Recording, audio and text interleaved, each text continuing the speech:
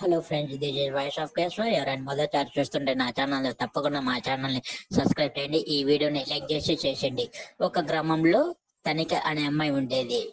ఆమెకు మంచి చక్కని బుద్ధి ఉన్న కొంచెం తనలో తనకి ఉండే గౌరవం ఉండేది. ఎవరికి సాయం లేకుండా అన్ని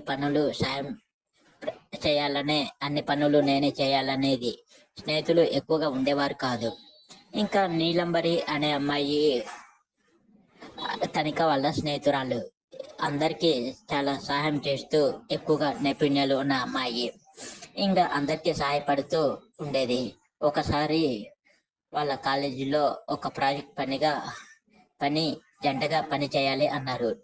కాలేజీలో ఉండే టీచర్స్ తనిఖ అండ్ నీలంబరి ఒంటరిగా జంటగా పనిచేశారు. ఇంకా తనిఖ మొదట అసహనం అనుకుంది. నేను ఒంటరిగా చేస్తాను, అవసరం లేని నీ సహాయం వద్దు అని. కానీ ప్రాజెక్ట్ మొదలైన తర్వాత నీలంబరి ఓపికగా సహనంగా మాట్లాడుతూ తనిఖకి ప్రోత్సాహిస్తూ సాంకేతిక విషయాలను సులభంగా అర్థం అయ్యేలా చెప్పింది. కొన్ని రోజులు తనిఖ నీలంబరిలోని మంచి గుణాలను గుర్తించింది. చివరికి ప్రాజెక్టు అయిపోయే నాటికి వారిద్దరూ మంచి స్నేహితులు అయ్యారు.